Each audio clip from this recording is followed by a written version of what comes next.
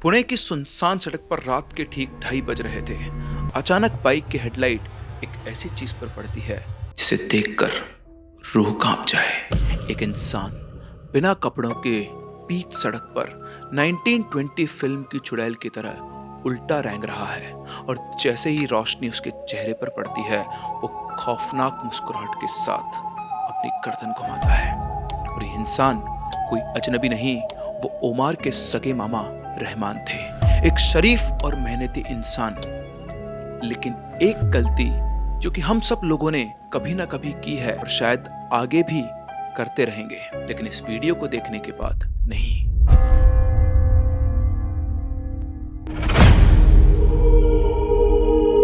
Hello everyone, खमा घड़ी and welcome to the world of सोजागम। फिर से मैं आप लोगों के सामने एक और नया रियल सुपरनैचुरल एक्सपीरियंस लेकर। यहाँ जो भी इंसिडेंट हुआ है वो उमार के मामा रहमान के साथ हुआ, जो पुणे में रहते हैं। बात है 2024 की, और इनके मामा की फैमिली में उनकी वाइफ, इनके 3 बच्चे और उनकी मदर यानी उमार की नानी रहते थे। इनकी मामी हाउसवाइफ थी और बच्चे स्कूल जाते थे।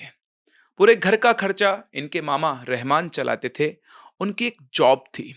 जिस कंपनी में वो जॉब कर रहे थे, उन्हें वहां बहुत टाइम से प्रमोशन नहीं मिल रहा था।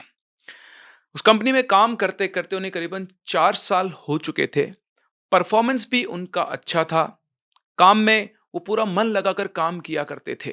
तो एक दिन जाकर उन्होंने अपने बॉस को रिक्वेस्ट की कि वो उन्हें प्रमोट कर दे ऊपर वाली पोस्ट पर, क्योंकि बहुत टाइम हो गया उन्हें काम करते करते। तो इनके बॉस ने इनसे कहा कि ठीक है, आप एक काम करो, अगले वीक आप ओवर टाइम करो और फिर उसके बाद हम इस बात के ऊपर डिस्कशन करते हैं। तो रहमान ने सोचा कि ठीक है, कर लेता हूं, क्या पता इसी बात से उसका प्रमोशन हो जाए, और सिर्फ एक वीक की ही तो बात है। अब जो रहमान थे, उनकी जॉब की जो शिफ्ट थी वो आफ्टरनून की थी, दोपहर 2 बजे से लेकर रात को 12 बजे तक।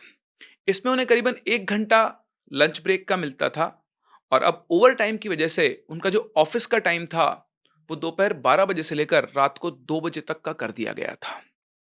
एक और चीज, उनका जो ऑफिस था वो इनके घर से थोड़ा दूर था।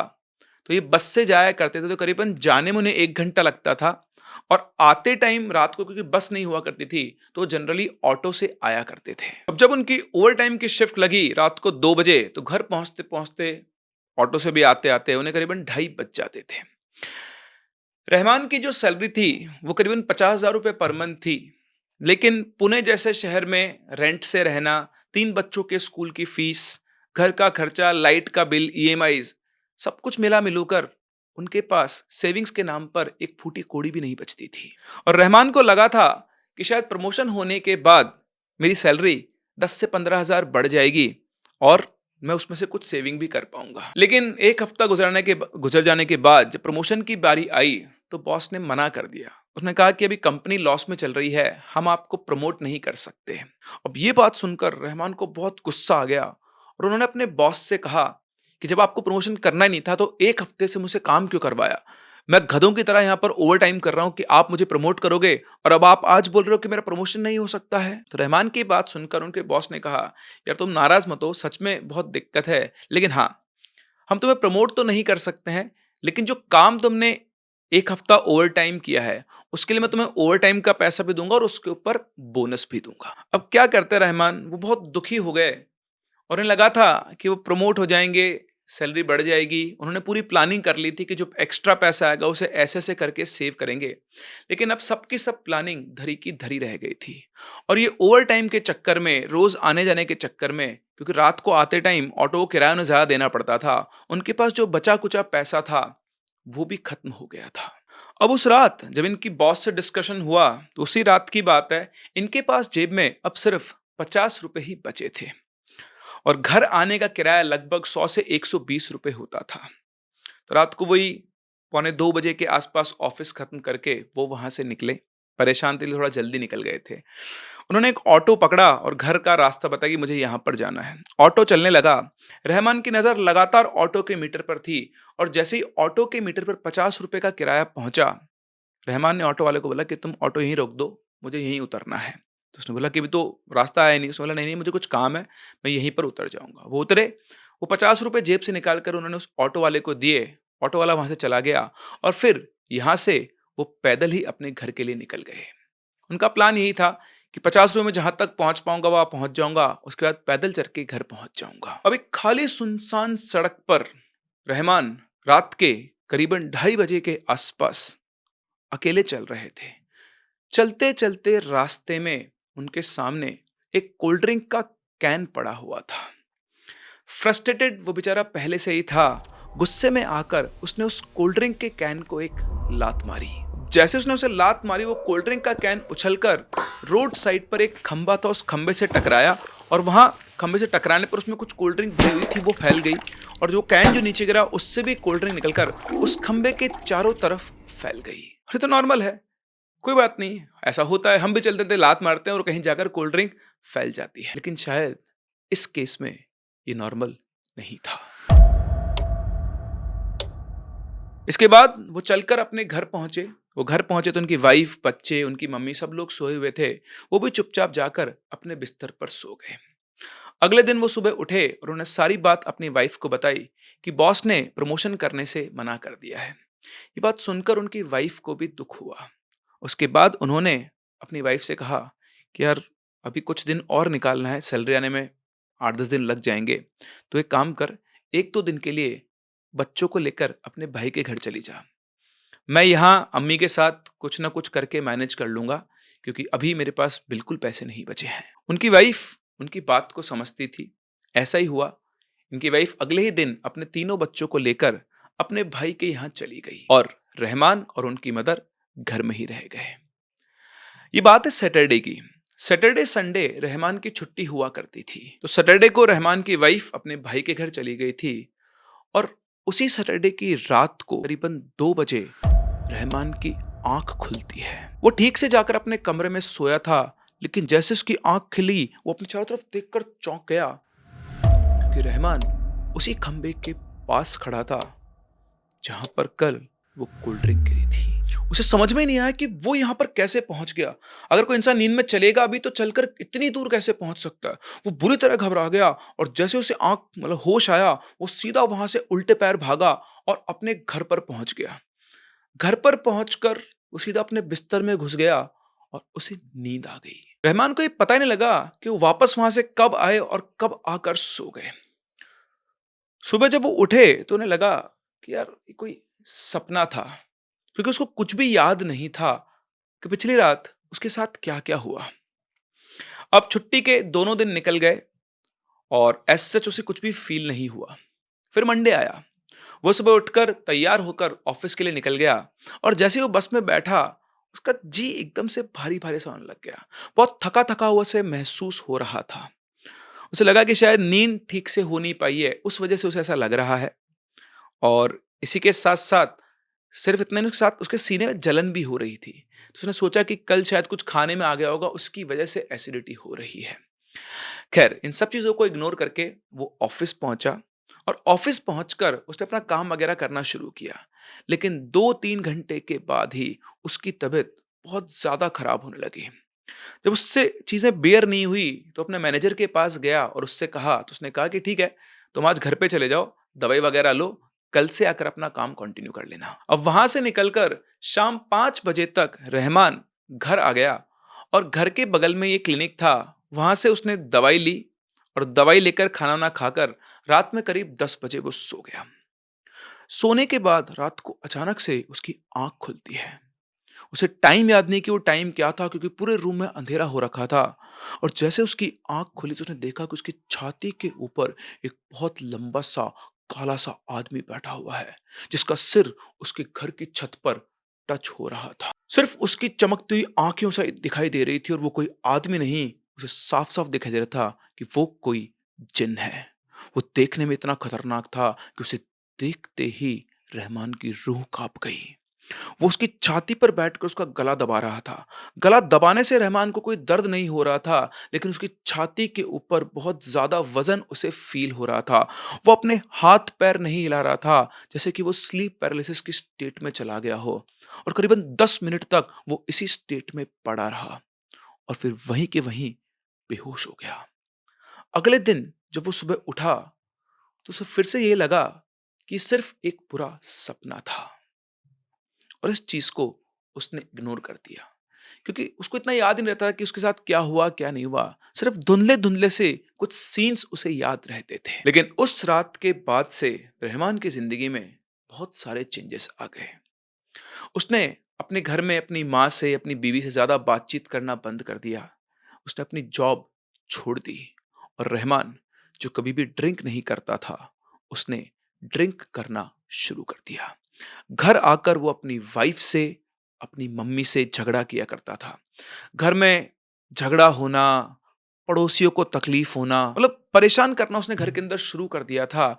और इनकी वाइफ और इनकी मदर को यही लगता था कि प्रमोशन ना मिलने की वजह से ये बहुत ज्यादा परेशान हो गया है और फ्रस्ट्रेशन में ये सब कर रहा है। लेकिन उन बेचारों को क्या पता था कि इस सब का कारण कोई फ्रस्ट्रेशन नहीं, कुछ और था। इसके 2-3 दिन के बाद की ही बात है। रहमान रात को घर देर से आया तो इनकी मामी यानी इनकी वाइफ और रहमान का बहुत बुरा झगड़ा हुआ, जिसकी वजह से इनकी वाइफ इनके बच्चों को लेकर अपने मायके चली गई और अब घर के अंदर रहमान और उनकी माँ अकेले रह गए। अब रहमान के पास पैसे तो थे नहीं, तो वो उनके सिस्टर यानी ओमार की मम्मी को कॉल करके उनसे पैसे मांगते थे। और इनकी जो नानी थी, मतलब बेसिकली रहमान की मम्मी ने अपनी बेटी को ऐसी कोई बात नहीं बताई थी कि वो ड्रिंक करने लग गया था। इनकी मम्मी को भी ये लगा कि बेचारे की जॉब चली गई है, थोड़ा परेशान है और बीवी भी घर छोड़कर चली गई है। इस वजह से इसको पैसों की ज़रूरत हो रही है। इनकी नानी ने ये तो बताया था कि उसको प्रमोशन नहीं मिला है, जिसकी वजह से परेशान हो रहा था। तो जितने पैसे उन्होंने माँगे, इनकी मम्मी ने उनको वो पैसे दे दिए। लेकिन उन पैसों की भी जाकर रहमान ने दारू पी ली और नॉनवेज खा लिया। इससे पहले रहमान वीक में 1 बार या ज़्यादा से ज़्यादा 2 बार ही नॉनवेज खाया करता था। लेकिन अब उसे हर रोज दिन में 2 से 3 टाइम नॉनवेज चाहिए ही चाहिए होता था। लगातार 1 हफ्ते से वो ड्रिंक कर रहा था और नॉनवेज कंज्यूम कर रहा था। और जब उनकी मदर ने ये सवाल किया कि सब करने के लिए पैसे कहाँ से आ रहे हैं, तो उसने बता दिया कि मैंने अपने सिस्टर से ये पैसे लिए हैं। अब उसके बाद रहमान की मदर ने अपनी बेटी को यानी रहमान के सिस्टर को फोन करके सारी चीजें बताई कि तूने जो पैसे दिए उस सबसे तो ये दारू पी रहा है और नॉनवेज खा रहा है। उसके बाद इनकी मदर ने कोई पैसे नहीं दिए, लेकिन करीबन 1 महीने तक यही चीजें चलती रही। रहमान इधर उधर से पैसे उधार मांगता और अपना ड्रिंक और नॉनवेज का शौक पूरा करता। रहमान अब अपने कंट्रोल में नहीं था। जैसे हमने बाकी केसेस में देखा है कि पोजेशन की वजह से इंसान का वजन कम हो जाता है, यहाँ पर एक फिट इंसान रहमान, जिसका वजन पहले 65 किलो के आसपास था, 1 महीने में उसका वजन 90-95 किलो तक पहुंच गया था। अब जब ये सब बातें इनके जीजी जीजाजी यानी उमार के मम्मी पापा को पता लगी, तो वो रहमान से मिलने गए। उसे बहुत समझाया कि तू ये क्या कर रहा है भाई, थोड़ा अपनी नौकरी के ऊपर ध्यान दे। कोई बात नहीं, प्रमोशन नहीं हुआ, पर तेरे ऊपर जिम्मेदारी है, तेरी बीवी है, तेरे 3 बच्चे हैं, माँ है, इन सबको तुझे ही संभालना है। उसको बहुत समझाया। रहमान दिन के टाइम बिल्कुल नॉर्मल रहा करता था, लेकिन शाम होते ही उसकी वो हैबिट वापस से चालू हो जाती थी। और इसी वजह से एक दिन उसका अपनी माँ से झगड़ा हो गया। तो झगड़ा होने के बाद वो भी वहां से निकलकर अपनी बेटी के घर यानी ओमार के घर जाकर रहने लगी। करीब 1 हफ्ता उन्हें वहां पर रहते हुए हो गया था। तो एक रात ओमार की नानी के पास इनके पड़ोसी का कॉल आता है। तो उनकी नानी ने उस पड़ोसी से पूछा कि रहमान कैसा है, रात में घर टाइम से आ जाता है क्या, ड्रिंक करके आता है या फिर नहीं आता है। तो उस पड़ोसी ने उनको बताया कि आप जब से गए हो तब से वो काफी शांत हो चुका है, घर भी टाइम से आ जाता है और पहले की तरह रात में से घर में कोई चिल्लाने की आवाज भी नहीं आती है। हाँ, कल रात को हमारे घर पर आया था खाना मांगने, तो अब खाना मांगने वाले को तो हम कैसे मना कर सकते हैं, इसलिए सब्जी और 2 रोटी हमने उसको दे दी थी। अब ये बात सुनकर रहमान की मदर यानी कि नानी को लगा कि बेटा भूख से मर रहा होगा, अब काम भी नहीं उसके पास, पैसे भी खत्म हो गए हैं। तो उनको उसके ऊपर दया आ गई और उन्होंने अपने बेटे से कहा कि मैं वापस जाती हूँ, रहमान मेरे बिना परेशान हो रहा है। तो उनकी बेटी ने कहा कि अम्मी आप आज रुक जाओ, कल सुबह आप चले जाना और आज रात का उसका खाना मैं भिजवा देती हूँ टिफिन बना के। तो अब कोइंसिडेंटली इनके घर पर बनी थी मटन बिरयानी और उसे रहमान को पहुंचाने की जिम्मेदारी ओमार के बड़े भाई को दे दी गई। इनकी मम्मी ने रहमान को फोन पर कॉल करके बताया कि भाई खाना मैं तुम्हारे लिए भिजवा रही हूँ। तो इनके बड़े भाई को फोन कर दिया गया, लेकिन वो कहीं बाहर गया था तो उसे आने में थोड़ा सा डिले हो गया। फिर वो अपने एक दोस्त को लेकर टिफिन लेकर रहमान के घर के लिए निकल गया। रास्ते में उसे एक काम और करना था, तो काम करते करते उसे रात के करीबन 12 बज गए। खैर, उस टाइम पर वो अपने दोस्त को बाइक पर बिठाकर अपने मामा के घर के लिए निकला। अब वो जगह जहां पर रहमान ने उस कैन को लात मारी थी, वो इनके रास्ते में ही पड़ती थी। और अब जो मैं आपको बताने जा रहा हूं, आप चाहे माने या ना माने, उमर का भाई बाइक चला रहा था और जैसे इनका भाई उस रास्ते पर पहुंचा, उसने देखा कि एक आदमी बिल्कुल नंगा उल्टा क्रॉल कर रहा है।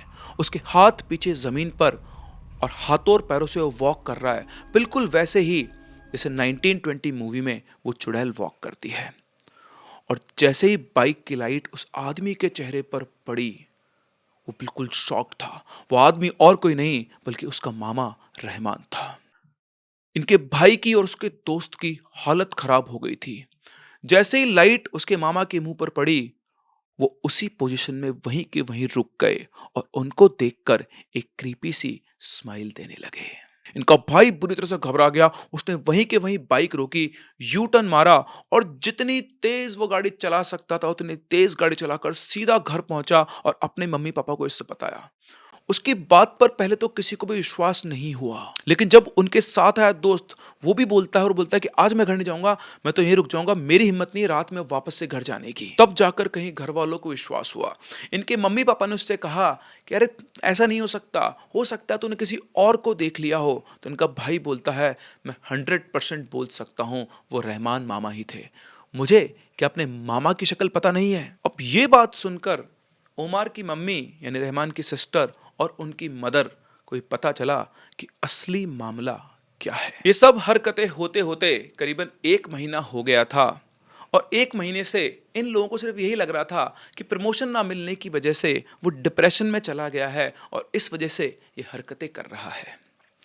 अब बात इनके सामने आ चुकी थी तो इनकी जानकारी में ही एक रिलेटिव हैं जो कि मौलाना थे। उनको इन्होंने कॉल किया और सब कुछ बताया कि रहमान के साथ क्या क्या चल रहा है। तो उन्होंने कहा कि अभी तो मैं बाहर हूँ, मैं 2 दिन के बाद घर पर आऊँगा, लेकिन इस चीज़ का ध्यान रखना, अगर उसे मेरे आने से पहले पता चल गया कि मैं घर आ रहा हूँ तो भाग जाएगा। तो पहली बात तो उसे पता नहीं लगना चाहिए और तुम लोग ना उसे घर के अंदर ही बंद करके रखो। अब अगले दिन इनकी जो नानी थी वो वापस अपने घर पहुंचती है। वो पूरे दिन वहां पर घर पर रहती है, ऐसा उसे कुछ भी फील नहीं होता है। ठीक है। और उस दिन रात को रहमान जो था वो रात को 10 बजे घर आ गया था। अपना खाना वाना खा पी के वो सो गया। अब जैसा इनकी नानी को उन मौलाना ने बताया था कि मैं आऊँगा और उसे पता चल जाएगा कि मैं आ रहा हूँ तो उसे कहीं जाने मत देना। तो इनकी नानी ने क्या किया, अगली सुबह वो करीबन 5 बजे के आसपास ही उठ गई। वो जाकर रहमान के कमरे में देखती तो रहमान अपने बिस्तर पर सोया हुआ था। उन्होंने अपना पर्स उठाया, घर को बाहर से लॉक किया और वो सीधी अपनी बेटी के घर पर पहुंच गई। फिर करीबन सुबह 9 साढ़े 9 बजे के आसपास वो मौलाना साहब भी आ गए और 10 बजे ये लोग रहमान के घर पर पहुंचे। गेट पर अभी भी लॉक लगा हुआ था।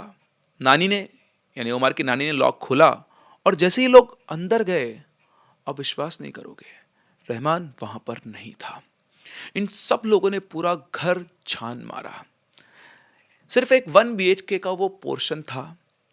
कोई भी ऐसी खिड़की नहीं थी जिसमें से एक आदमी बाहर निकल सके। छोटी छोटी उस घर के अंदर खिड़कियां थी और उस घर में एंट्री और एग्जिट का सिर्फ एक दरवाजा था जिसका लॉक अभी अभी इन लोगों की आंखों के सामने बाहर से खोला गया था।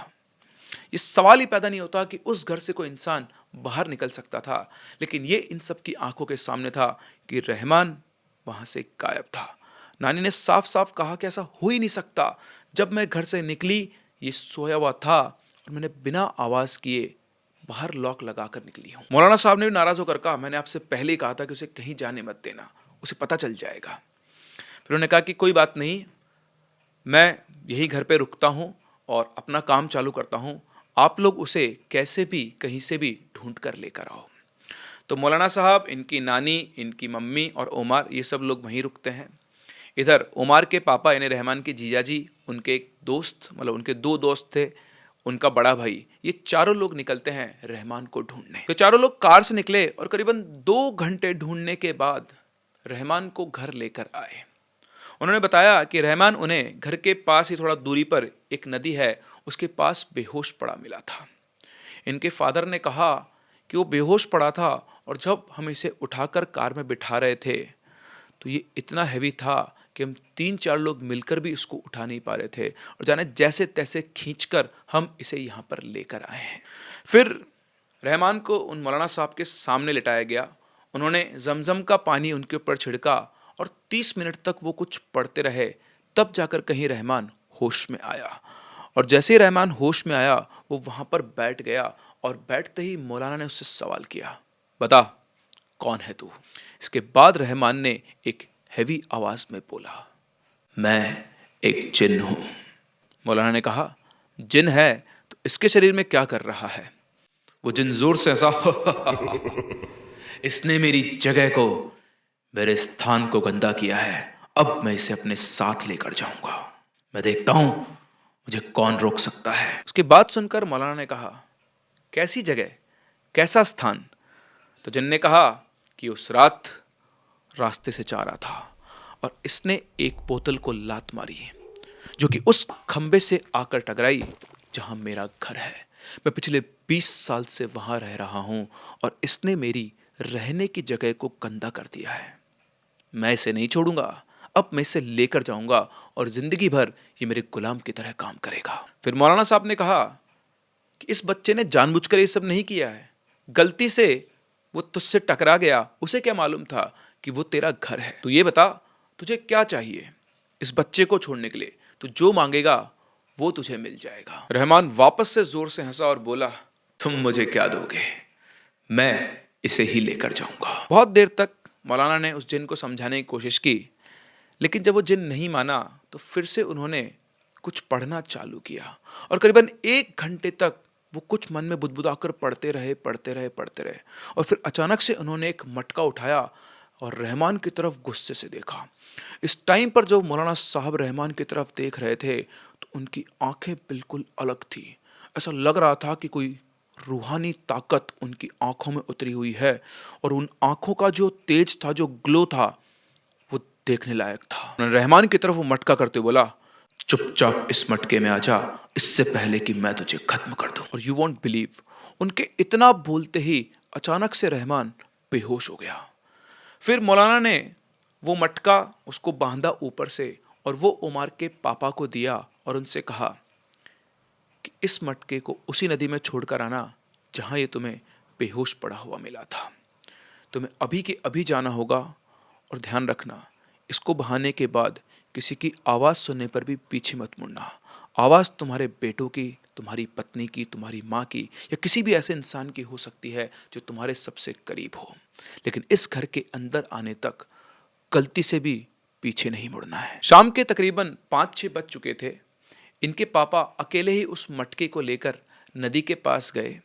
थोड़ी दूर उन्होंने गाड़ी पार्क की और वहां से चलते हुए नदी के पास गए और मटके को पानी में डाल दिया और पानी में डाल के जैसे ही वो मुड़कर वापस गाड़ी की तरफ चलने लगे तभी उन्हें इतनी आवाज़ें आई पीछे से जो कि किसी को भी कन्विंस करते पीछे देखने के लिए। लेकिन इनके फादर को उन मौलाना साहब की बात याद थी और चाहे कुछ भी हो गया, क्योंकि उन्हें पता था कि वो अकेले आए हैं, उन्होंने पीछे मुड़कर नहीं देखा। आधे घंटे के बाद इनके पापा वहाँ घर तक पहुँचे। वो मौलाना साहब अभी भी घर पर थे। उन्होंने रहमान के लिए कुछ और चीज़ें बताई, तावीज़ बना कर दिया। उस रात सब कुछ नॉर्मल रहा और तब के बाद से रहमान को दोबारा कभी कुछ भी नहीं हुआ है। ना कोई सपना आता है, ना कुछ दिखाई देता है। ड्रिंक करना उन्होंने वापस से छोड़ दिया है। लेकिन एक प्रॉब्लम जो हमेशा के लिए रह गई वो है उनकी वाइफ और उनके बच्चे। उनकी वाइफ और उनके बच्चे अभी तक भी अपने मायके ही हैं। रहमान ने बहुत बार उनकी वाइफ को समझाने की कोशिश की, रहमान के घर वालों ने भी उसकी वाइफ को समझाने की कोशिश की कि वो ठीक हो गया है, उसने जो भी गलतियां की वो इस वजह से की थी कि उसके पीछे कोई जिन पड़ गया था। लेकिन उनकी वाइफ के जो घर वाले हैं, रहमान के ससुराल वाले, वो इस बात को मानने को बिल्कुल भी तैयार नहीं है। उन्हें लगता है कि उसने जानबूझ करके ये सब किया था और ये जिन के होने का ये लोग सिर्फ बहाना बना रहे हैं। उस टाइम जो उस दिन इनके बीच में झगड़ा हुआ था, उस टाइम तीनों बच्चे जाग रहे थे, वो छोटे थे और अपने फादर का ये रूप देखकर वो सदमे में आ गए, इसलिए वो भी अपनी माँ के साथ अपनी नानी के यहीं पर रहना प्रेफर करते हैं। रहमान जो कि बिल्कुल ठीक है, उन्होंने वो घर छोड़कर दूसरी जगह घर रेंट पर ले लिया है। अब वो एक नई जगह पर जॉब कर रहे हैं और इंतज़ार कर रहे हैं अपने परिवार का अपने पास वापस आने का। उनके साथ उस फेज़ में जो भी कुछ हुआ, उसमें उन्हें बहुत ज़्यादा कुछ याद नहीं है। सिर्फ़ कुछ चीज़ें याद है कि वो ड्रिंक किया करते थे, फिर वो उल्टी किया करते थे। 1-2 बार उनका अपनी वाइफ़ से झगड़ा हुआ। उस झगड़े में उन्होंने क्या-क्या बोला, क्या नहीं, उनको कुछ भी याद नहीं था। बस वो अब यही चाहते हैं कि उनकी वाइफ़ और उनके बच्चे वापस से उनके पास आ जाएँ। तो अगर बाय चांस उनकी वाइफ़ या उनके कोई रिलेटिव जो उनसे कनेक्टेड हो, ये कहानी सुन रहे हैं, तो प्लीज़ आप इन चीज़ों को ख़त्म करें। जो भी कुछ उनके साथ हुआ वो उनके कंट्रोल में नहीं था और एक गलती की वजह से वो एक एंटिटी के कंट्रोल में आ गए थे। और क्योंकि जब ये एंटिटीज़ किसी को पकड़ती हैं तो उसे सबसे अलग करना चाहती है, तो शायद इस वजह से उन्होंने ये सब कुछ किया। आप उन्हें माफ़ करें, अपनी ज़िंदगी को वापस से रिज़्यूम करें, क्योंकि एक आदमी अपनी बीवी और बच्चों के बिना अधूरा है। उन्हें पहले से ही बहुत सज़ा मिल चुकी है, अब उन्हें और सज़ा नहीं देनी चाहिए। तो ये थी रहमान की कहानी, जहाँ पर सिर्फ़ एक नॉर्मल सी बात है, एक कोल्ड ड्रिंक के पड़े हुए, सड़क पे पड़े हुए कैन को लात कोई भी मार सकता है, लेकिन उसको लात मारने से उनकी ज़िंदगी में इतने बड़े चेंजेस आ जाएँगे, ये उन्होंने खुद भी कभी नहीं सोचा था। वैसे अगर आपने कभी ऐसे किसी कैन को लात मारी है, तो दोबारा मत मारना, वरना आपके साथ भी प्रॉब्लम हो सकती है। अपने व्यूज़ हमें कमेंट सेक्शन में ज़रूर बताएं। हम लोग मिलते हैं अपनी अगली कहानी में, तब तक के लिए keep loving and keep listening. वो स्टोरी जो हमारे चैनल पर फीचर होगी, उसके लिए हम देते हैं आपको 500 रुपीज़ का रिवॉर्ड। कंडीशन सिर्फ इतनी सी है कि आपने चैनल को सब्सक्राइब किया हुआ हो और आपने इन्हीं आईडीज़ पर अपनी स्टोरी शेयर की हो, क्योंकि हम जानते हैं कि स्टोरी लिखने में, शेयर करने में आपका टाइम और मेहनत दोनों लगते हैं। इसलिए हमारी तरफ से आपके लिए ये है एक छोटा-सा रिवॉर्ड।